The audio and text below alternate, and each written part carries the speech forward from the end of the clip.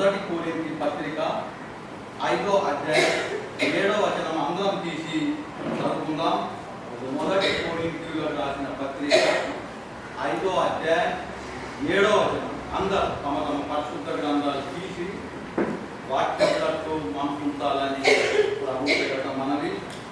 మొదటి కొరింథీ 5వ అధ్యాయం 7వ వచనం, మీరు పులిపిండి లేనివారు కనుక కొత్త ముద్ద అవుటకై ఆ పాతదైన పులిపిండిని తీసి పారవేయండి. అంతేకాక క్రీస్తు అను మన పస్కా పశువు వధింపబడేను. ప్రార్థన చేసుకుందాం. మహోన్నతుడ, సర్వాధికారి, సృష్టికర్త, పరలోక తండ్రి, ప్రభా నాయన, వేలాది వేలాది స్తోత్రములు ప్రభా. ఇదో పరిశుద్ధ దినం, ఈ వాక్యం ద్వారా మాకు మాట్లాడిన ఆయన, ఈ వాక్యపు వెలుగులో మమ్మల్ని నడిపించు, మమ్మల్ని ఒక ఊరగా వాడుకుని ఆయన నీవే మాట్లాడు. నీ వెళ్ళిన స్వరం మాకు వినిపించు.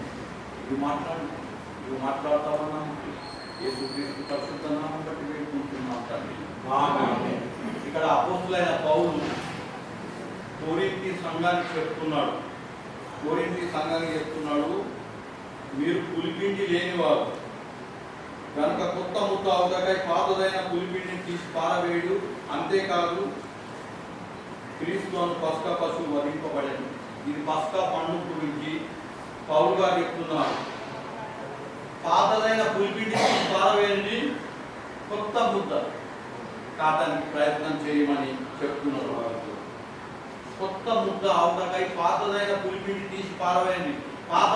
పాత పులిపిండి అంటే పాత ఆలోచనలు, పాత తలంపులు, చెడ్డ ఆలోచనలు, చెడ్డ తలంపులు, చెడ్డ మనసు, చెడ్డ క్రియలు తీసేసి కొత్త ముద్ద అవుతాకై ప్రయత్నం చేయండి. పులియని రొట్టెలతో పండుగ ఆచరించమని చెప్తున్నాడు. క్రీస్తు అను పస్కా పశువు వధింపబడ్డాడు. పస్కా పండుగ ఇశ్రాయేలులకు 6 పండుగలు ఉంటాయి. తెలుసా ఎవరికన్నా? 6 పండుగలు ముఖ్యమైన పండుగ పస్కా పండుగ. పస్కా పండుగ తర్వాత ప్రథమ ఫలముల పండుగ ఉంటుంది, పెంటెకొస్తు పండుగ ఉంటుంది, శృంగ దున్నుల పండుగ ఉంటుంది, పశ్చాత్తాప పండుగ ఉంటుంది, మరి పర్ణశాలల పండుగ ఉంటుంది. ఈ 6 పండుగలు ఏప్రిల్ నెలలో అవుతాయి ఇశ్రాయేలీలో. కానీ అతి ప్రాముఖ్యమైన పండుగ పస్కా పండుగ. పస్కా పండుగ ఎందుకు అవుతున్నదంటే 430 సంవత్సరాలు ఇశ్రాయేలు బానిసత్వంలో ఉన్నారు, ఐగుప్తులో ఉన్నారు, ఫరో చేతికి ఉన్నారు, కష్టాల్లో ఉన్నారు, బాధల్లో ఉన్నారు, శ్రమల్లో ఉన్నారు. దేవుడు పైనుండి చూస్తున్నాడు. పైనుండి తీసి ఆయన ఇశ్రాయేలీల మొర నేను విన్నాను, వాళ్ళ కష్టం విన్నాను, వాళ్ళ బాధ విన్నాను, వాళ్ళ శ్రమ విన్నాను. నేను వాళ్ళని విడిపించడానికి నేను వచ్చాను. మోషే నేను ముగించి అలా నీటికి వాళ్ళ బయటకు తీసుకొచ్చిన విధానం పస్కా పండుగ. మనం కూడా పాపంలో, అపరాధంలో, లోకంలో తిరుగుతూ, తాగుబోతులతో, తిరిగిపోతులతో, ఇష్టం వచ్చిన చెడ్డ పనులు చేసిన మాట దేవుడు విడిపించింది.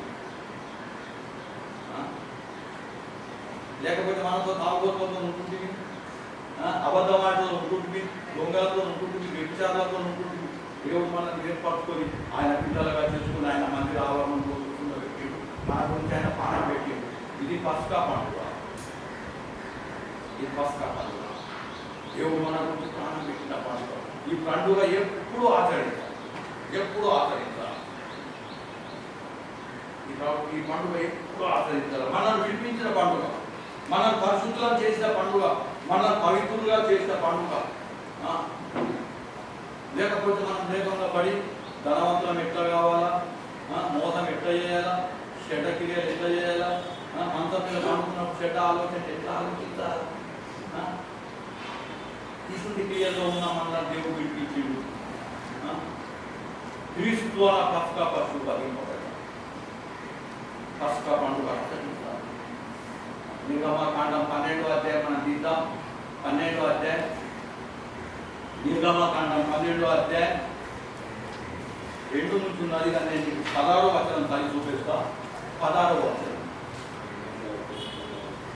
నిర్గమకాండం 12 అధ్యాయం ఇంటికాడ వచ్చిన చదువు 3వ వచనం నుంచి చదివితే 16వ వచనం ఒకటే నేను చదువుతున్నా.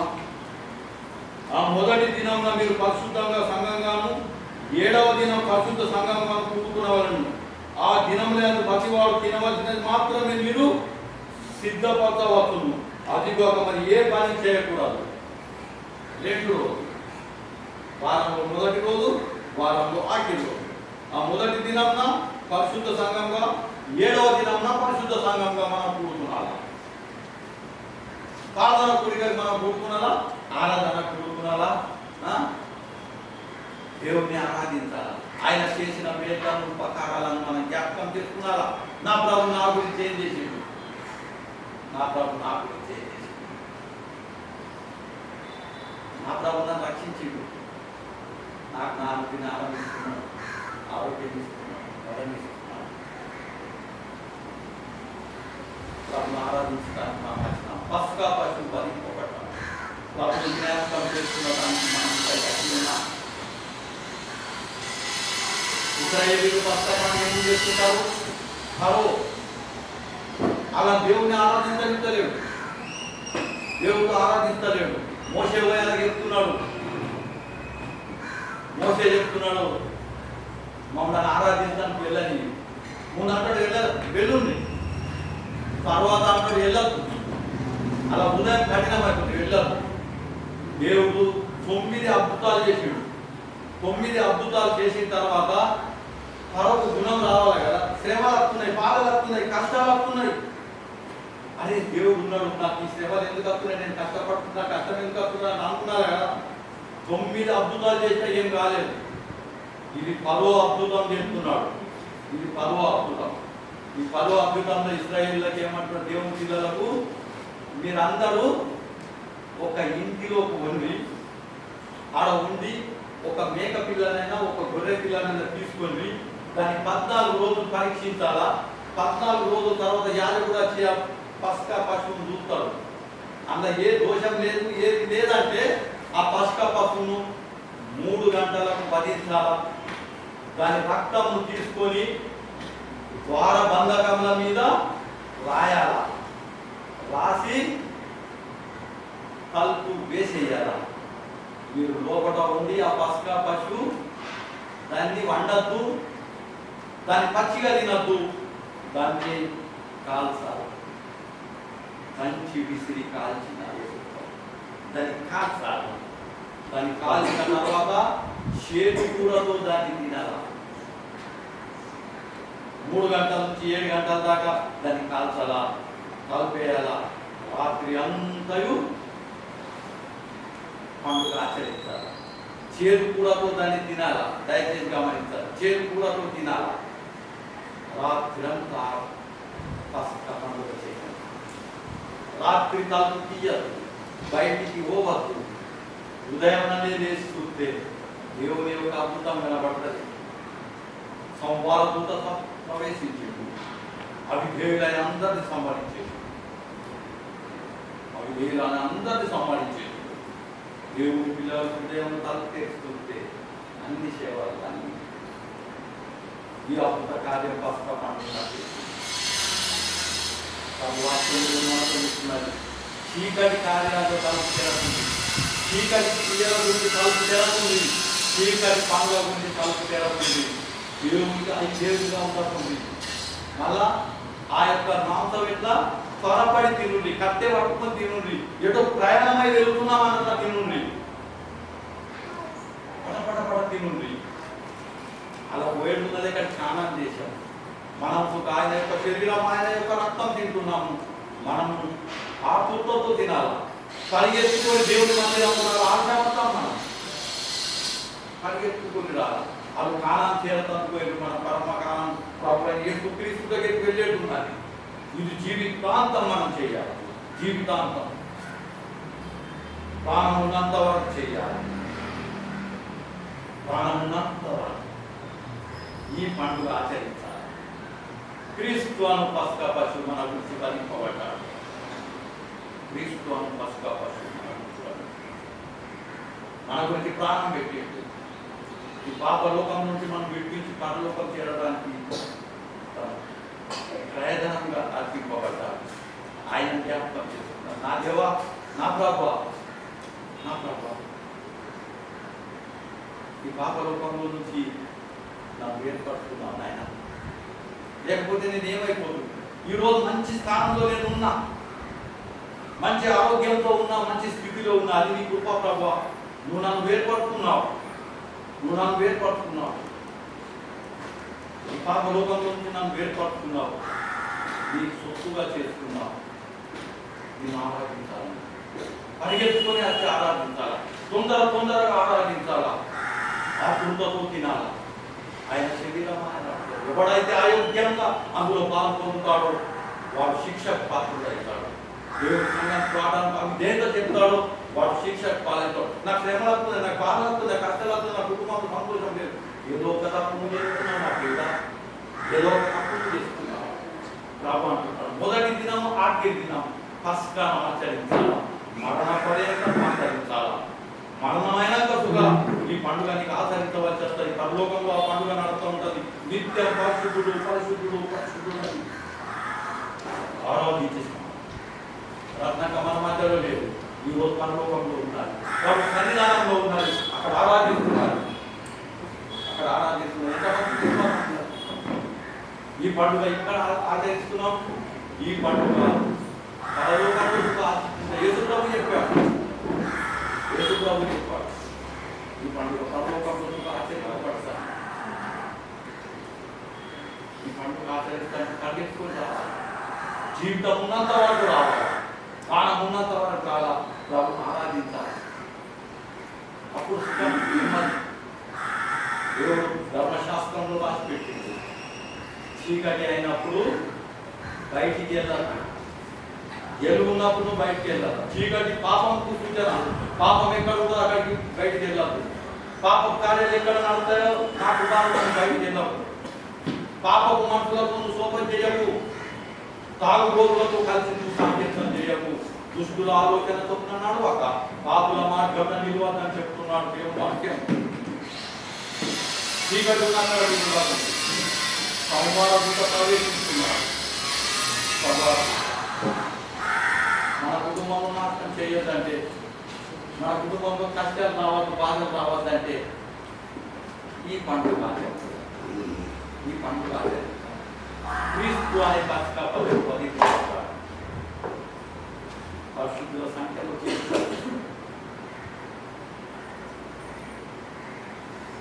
దేవాలయాల పై నుండి కింది సిరిగిపోయింది. పరిశుద్ధ స్థలం పోతానికి నాకు భాగ్యం దయచేసి నా దేవుడు అతి పరిశుద్ధ స్థలంలో ఆయన ఆరాధించి భాగ్యం కల్పించింది. ఆయన ఆరాధించాలని ప్రభు వాక్యం మనతో మాట్లాడుతున్నారు. మొదటి పేతురు 1వ అధ్యాయం 1వ వచనం, 1 పీటర్ 1వ అధ్యాయం 1వ వచనంలో 2వ వచనంలో నడుమ ఉన్నది. యేసు క్రీస్తు రక్తం వల్ల ప్రోక్షింపబడుటకై ఏర్పరచబడిన వారై, ప్రోక్షింపబడిన వారు, రక్షింపబడిన వారు అని పరిశుద్ధ గ్రంథం చెప్తున్నారు. యేసు క్రీస్తు రక్తంలో ప్రోక్షింపబడిన వారమైన మనం ఈ పండుగ ఆచరించాలి, ఈ పండుగ ఆచరించాలి అని దేవుని వాక్యం చెప్తున్నారు. ఈ పండుగ ఏమిటప్పుడు ఆచరిస్తారు, ప్రభుని జ్ఞాపకం చేస్తున్నారు, నన్ను జ్ఞాపకం చేసుకుంటకై దీన్ని చేయండి. ఈ ఆటి ఒక వచనం దాన్ని మనం ఆరాధిద్దాము. ఆటి వచనం మత్తయి సువార్త 16వ అధ్యాయం 6వ వచనం చదివి మనం ప్రభును ఆరాధిద్దాం. మత్తయి సువార్త 16వ అధ్యాయం 6వ వచనం యేసు ప్రభుల వారు చెప్పిన మాట జ్ఞాపకం చేసుకుంటాం. అప్పుడు యేసు చెప్తున్నాడు, చూసుకోండి, పరిసయ్యులు సద్దుకాయలు అను వారి పులిసిన పిండిని కూర్చి జాగ్రత్త పడేయడానికి వాటితో చెప్తున్నాడు. యేసు ప్రభు చెప్తున్నాడు, చూసుకోండి. ఏం చూసుకున్నారా? పరిసయ్యులు సద్దుకాయలు అను వారి పులిసిన పిండి నీ కూర్చి జాగ్రత్తగా పడుదని వారితో చెప్తున్నాడు. జాగ్రత్త పడుది. పులిసిన పిండి వారు సంఘంలో ఉంటారు. వాళ్ళు శాస్త్రులు, పరిసయ్యులు. ఆదాము అవ్వను మోసం చేసిన సాతాను. ఇది నిజమా? వాళ్ళు వాక్యం చెప్తున్నాడు. ఆయన గుణం ఎట్లున్నది, ఆయన స్వభావం ఎట్లున్నది, ఆయన గురించి తెలుసా? అనేవాళ్ళు వెళ్తారు. పండుగ సరిగా ఆచరించనియరు, దేవుడికి సరిగా ఆరాధించనియరు, మోసపు మాట అని చెప్పేవారు ఉంటారు. జాగ్రత్త పడని యేసు ప్రభే చెప్తున్నాడు. యేసు ప్రభే మాట్లాడుతున్నారు. అప్పుడు యేసు చూసుకొనుడి పరిసయ్యులు సద్దుకయ్యులు అని వారి పులిసిన పిండిని గురించి జాగ్రత్త పడమని చెప్తున్నారు. మనల్ని మోసం చేసేవారు ఉంటారు. మనల్ని సాతాను మోసం చేసి దేవుడిని సరిగా ఆరాధించాలని చేసేవారు ఉంటారు. 11వ వచనం చదువుతాము. నేను రొట్టెలను గురించి మీతో చెప్పలేదని మీరు ఎందుకు గ్రహింపలేదు? పరిసయ్యులు సద్దుకయ్యులు అని వారి పులిసిన పిండిని గురించి జాగ్రత్త పడుతుంది అని చెప్తున్నాడు యేసు ప్రభు. మనం దేవుని ఆరాధించడం తప్పున్నాం, ప్రతి ఆదివారం వస్తున్నాం, భయంతో వస్తున్నాం, జాగ్రత్తగా వస్తున్నాం. కానీ మనల్ని మోసం చేసి దేవుని దగ్గరికి రాకుండా చేసే సాధన ఉన్నది. అది కాసుకొని ఉన్నది గర్జించు సింహం లాగా. దేవుని దగ్గరికి రావద్దు, పస్కా పండుగ ఆచరించద్దు, దేవుని ఆరాధించద్దు అని చెప్పి దేవుని దగ్గరికి రాకుండా చేసేవా ప్రజల గురించి జాగ్రత్త పడుకుంటే చెప్తున్నాడు.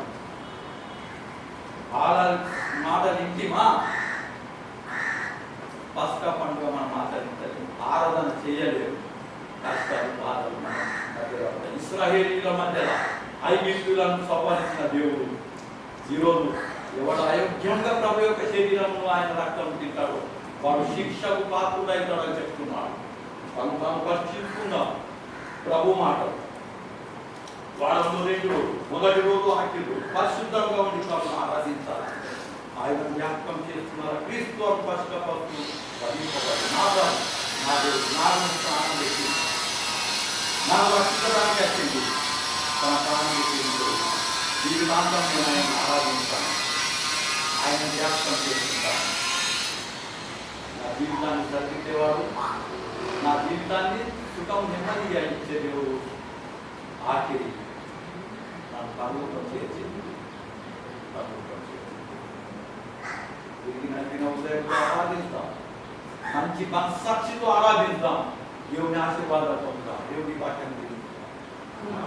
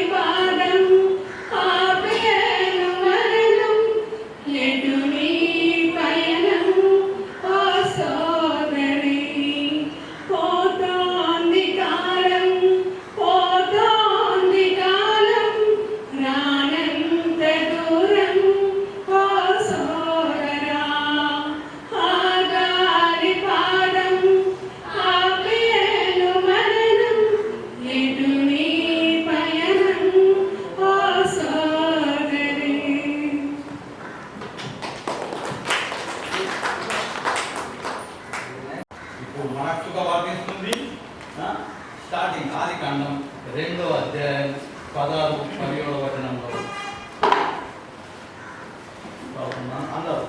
స్టార్టింగ్ అని 2వ అధ్యాయం 16వ వచనంలో మరియు దేవుడు అయిన యెహోవా చెప్తున్నాడు, నీ తోటలో ఉన్న ప్రతి వృక్ష ఫలమును నీవు నిర్బంధంగా తినవచ్చు, అయితే మంచి చెడ్డలను తెలివినిచ్చు వృక్ష ఫలములను తినకూడదు, నీవు వాటిని తిరిగిన నిశ్చయంగా సత్తు అని నామంతో ఆజ్ఞాపించి పాలన చేస్తున్నాం.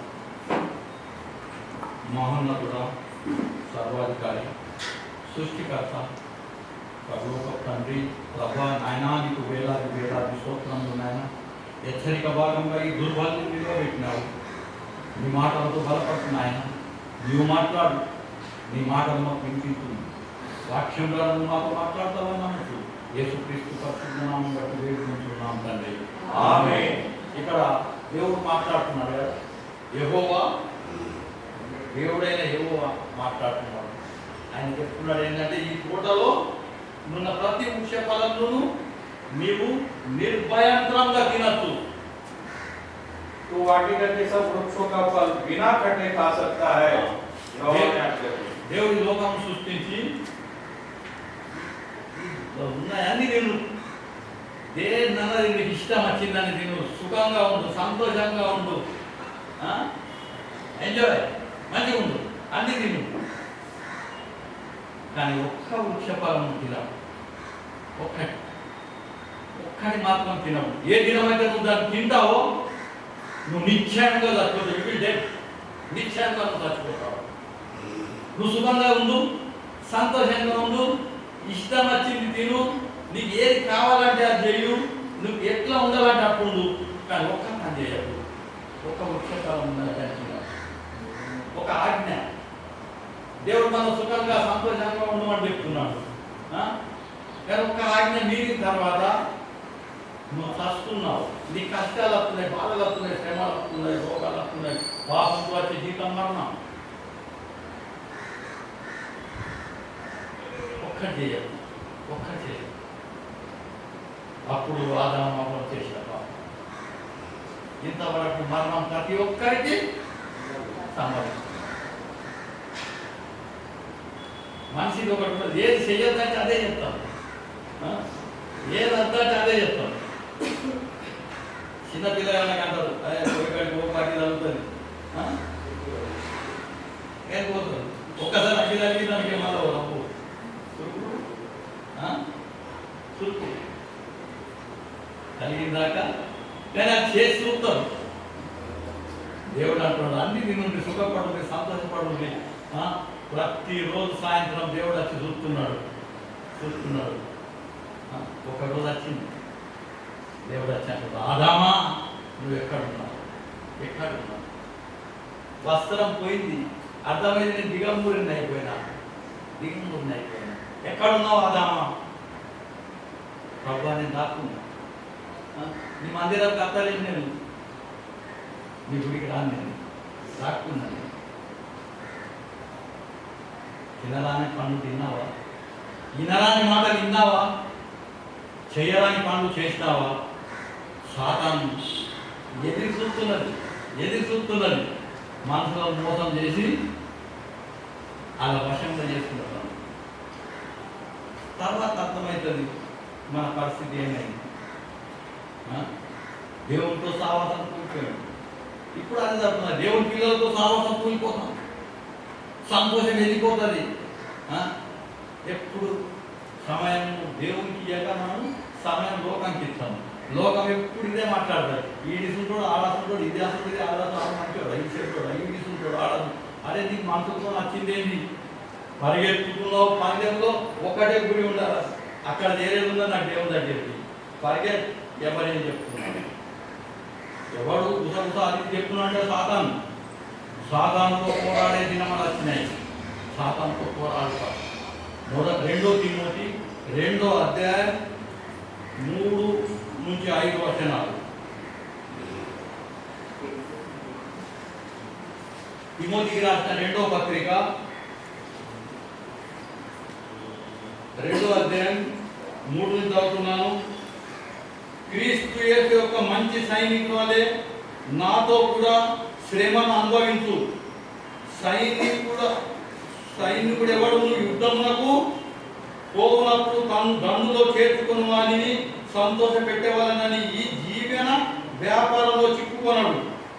మరియు జట్టుడైన వాడు పోరాడినప్పుడు నియమ ప్రకారం పోరాడుకుంటే వానికి జీవ కిరీటం దొరకది. సైనికుడు యుద్ధం పోయినప్పుడు నియమంతో యుద్ధం చేయాలా, రూల్స్ ఫాలో చేయాలా, అప్పుడు గెలుస్తాడు. రూల్స్ ఫాలో చేయకపోతే శత్రువు వచ్చి ఖతం చేసేస్తుంది. కొన్ని రూల్స్ ఉంటాయి, ఆ రూల్స్ ఫాలో చేయాలా. రూల్స్ ఫాలో చేయకుండానే యాక్సిడెంట్ అవుతుంది. రెడ్ సిగ్నల్లో బండి వేగంగా తీసుకపోతే ఏమవుతుంది? యాక్సిడెంట్. అండ్ రూల్స్ ఫాలో చేయాలి. దేవుడు కొన్ని రూల్స్ పెట్టిండు. ఆదామవ్వకు ఒక రూల్స్ పెట్టిండు. తిరుగు సుఖపడు, సంతోషపడు, ఇదంతా నీ గురించే ఇచ్చిన. తన పోలిక చొప్పున తన స్వరూపంలో మనిషిని సృష్టించి మంచిగా సంతోషంగా ఉండమంటే అతను దేవుని ఆజ్ఞ మీది శ్రమల పాలైండు, బాధల పాలైండు, కష్టపడరు. మనం కూడా ఈ యుద్ధంలో ఉన్నాం. సాధారణనే సైతాన్ శత్రువు ఉన్నాడు. ఆ పోరాడేటప్పుడు కొన్ని రూల్స్ మనకి ఇచ్చిండు. ఆదివారం నన్ను దేవుణ్ణి ఆరాధించాలా, ఇంకో పని పెట్టుకున్నద్దు. ఆదివారం డబల్ జీతం దొరుకుతుంది, పైసలు ఎక్కడ దొరుకుతాయి అని పోయి పని చేస్తావు. ఇంకో నిన్న జ్వరం వచ్చి పడిపోతావు. డాక్టర్ అంటాడు నీకు 500 సంపాదిస్తావు ఆదివారం, సోమవారం డాక్టర్ దగ్గర అంటాడు 1000 రూపాయలు ఇవ్వడం. ఆ డాక్టర్ దగ్గర కాదు నేను 1000 కాదు 700 ఇస్తాను. No no no no no చెప్పింది ఇప్పుడే. ఇగో ఈ మందులు రాసిన తీసుకొచ్చుకో, అవి అయితే 2000. నేను ఈ సగం మందులు తెచ్చుకుంటాడే నాది మొత్తం తెచ్చుకున్నా మందులు పూరా కన్నా. ఎందుకు ఇదంతా ఆగిన? ఎందుకు మీరా? ఆదివారం పరిశుద్ధ దినం, 6 దినాలు పని చేసుకొని సుఖపడుకుని సంపాదించుకొని 7వ దినం నాది దేవుడు చెప్తున్నాడు. ఎందుకు ఎందుకు దేవుని మాట మీరా? సాధారణ అంటున్నది, సాధారణ అదే చెప్తున్నది. సాధారణ వచ్చి అబ్బతో మాట్లాడుతున్నది. ఆ పండు తినద్దా కదా, అరే ఆ పండు తింటే నువ్వు దేవుని తినక అయిపోతావు అనేది తినద్దు అంటున్నాడు. ఆ పండు చూడదాంతో అన్నం ఉన్నది. నేత్రాజ శరీరాజ జీవబ్రహ్మం. చూడదానికి అందం ఉన్నది, రమ్యం ఉన్నది, తినడానికి రుచి ఉన్నది.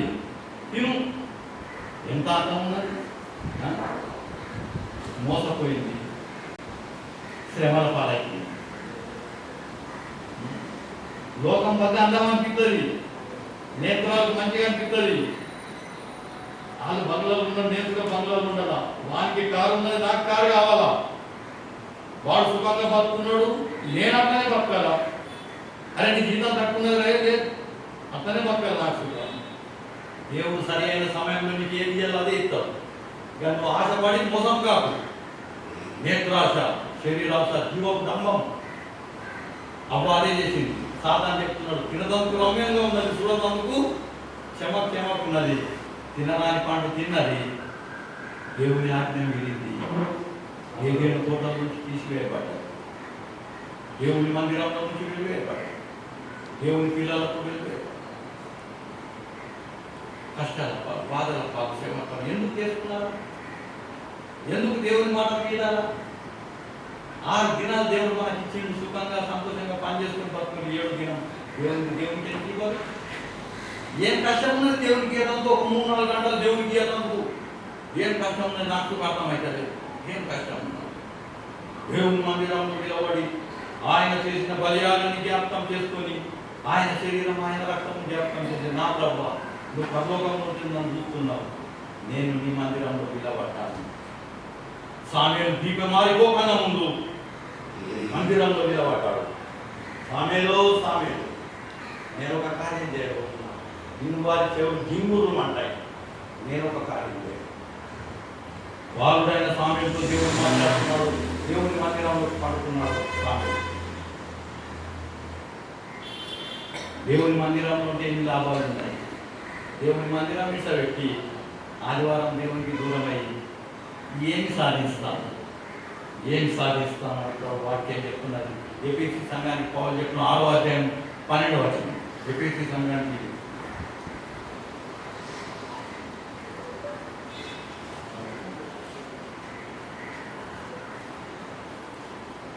6వ అధ్యాయం 12.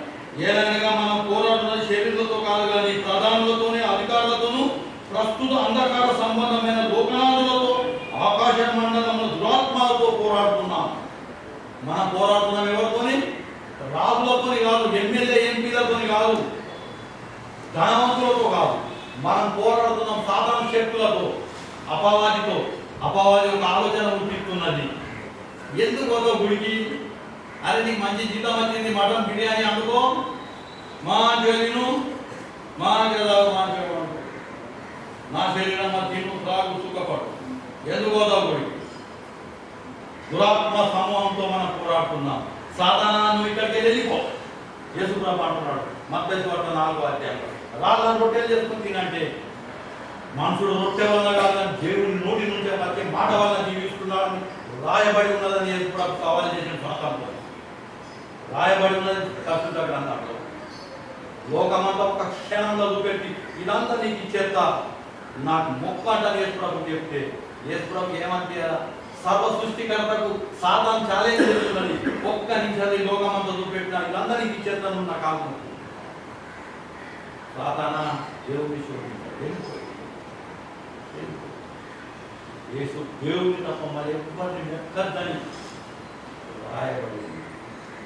నీ దేవుడు తప్ప మరి యొక్క దేవుడు నీకు లేవు. దేవుని తప్ప ఎవరిని మొక్కద్దని రాయబడి ఉన్నది. నువ్వే నాకు ఇస్తావు సాతాన్, నువ్వు నాకేం ఇస్తావు?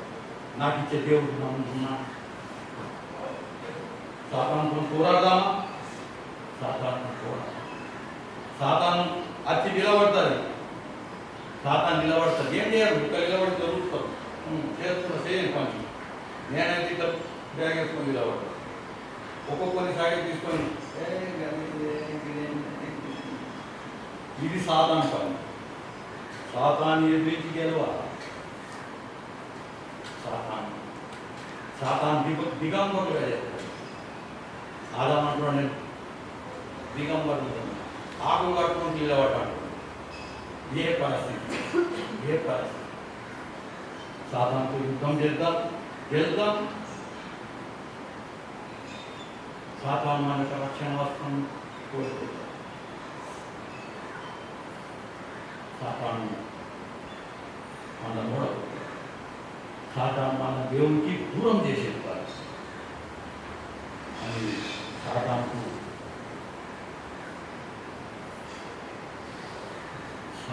గెలవాలంటే ఒకటే ఉన్నది, ఆత్మఖండం. అదే ఎఫెసీయుల రాసిన పత్రిక 6వ అధ్యాయంలో 17వ వచనం, ఆత్మఖడ్గం పట్టుకున్నారు. రక్షణాన్ని స్థిరస్థానం పట్టుకున్నారు. యేసుప్రభు అదే పట్టుకున్నాడు. సాతాన మనుషుడు కొట్టేవాడు, దేవుని కొట్టుకుని తెచ్చి మాట్లాడాలి, జీవిస్తాడని రాసి ఉన్నది పరిశుద్ధ గ్రంథంలో. వాక్యమని మన చేతిలో ఉండాలి. అప్పుడు మనం గెలుస్తాం. దేవుని వాక్యం మనం భయపడదాం. దేవుడి మాటను భయపడదాం. ఆయన ఆజ్ఞను అనుసరిస్తాం. దేవుడు అంటున్నాడు ఈ వృక్ష ఫలాలన్నీ తిను. దేవుడు తెలుసు నీ పరిస్థితి ఏమున్నది. దేవుడు తెలుసు నా పరిస్థితి ఏమున్నది. తగిన సమయంలో నీకు ఏది కావాలని ఇస్తాడు. నువ్వు ఎంత దేవుని అందు విశ్వాసం నుంచి ముందుకు సాగుతున్నావో అందరినీ ఆశీర్వదిస్తావు. నువ్వు దేవుడు సేవ చేయాలి. మంచోని చూసాడు, మంచి భక్తుడు. అరే ఆ భక్తతందుకు వాడు ఏం చేసింది? అసలు దేవుని రెక్కల కింద ఉన్నాడు. సాతాను యోగుని అంటున్నది, నువ్వు అతనికి కంచె వేసి ఉంచినావు అని అతను సుఖంగా ఉన్నాడు. ఆ కంచె తీసేయు. చూడు, దేవుడు కంచె ఉంటుంది మన గురించి. భద్రత, ఏ రోగం రాకుండా, ఏ కష్టం రాకుండా, ఏ బాధ రాకుండా ప్రభు మన చూస్తున్నాడు, కాపాడుతున్నాడు. ఎప్పుడైతే నువ్వు దేవునికి అప్డేట్ అవుతావో, దేవుని మందిరంకు దూరం అయిపోతావో, దేవుని మాటకు దూరం అవుతావో, అప్పుడే మనము సాతాను వల్ల బట్టి గచ్చ పొదలు భూమి దున్నుకొని బతకాల, కష్టం చేసి బతకాల, శ్రమ వేయండి. శ్రమల పాలవుతాం, మీ బాధల పాలవుతాం. సైతాన్ పన్నాగం తెలుసుకుందాం, సైతాన్ ఏ విధంగా మనం మోసం చేస్తుందో తెలుసుకుందాం. దేవునికి భయపడదాం. మన జీవితం 60 లేక 70 సంవత్సరాలు. దేవుని మాటలు చెప్పి చెప్పి దినంలో అతత్వం నాశనమైపోతారు. అసలు దినాలు రావాలి. పూర్ణ ఆవుషతో మనం ఇక్కడ తెలియకపోవాలి. దేవుడు మనకు ఒక పని పెట్టింది, ఆ పని మనం చేయాలి. దేవుడు నీకు ఒక పని పెట్టిండు, నాకు ఒక పని పెట్టిండు. సంఘంలో ఈ పని చేయాలని అది నిష్పక్షంగా చేయాలి. శ్రమ అయినా చేయాలి, బాధ అయినా చేయాలి. దేవుని పని శ్రమ చేయాలి. అప్పుడు దేవుడు మనల్ని ఆశీర్వదిస్తాడు. ప్రార్థనకి వెళ్ళిపోయింది. ఏమనొస్తున్నదో ఖచ్చితంగా ఏం చేయాలి? అమ్మ రెడీ, పని చేయాలి. అందరూ మాత్రం కలిసి చెప్తున్నారు. ఇట్లా దేవుని పని, దేవుని పిల్లలతో పని, సంఘం నుంచి శ్రమ అనుభవించాలి.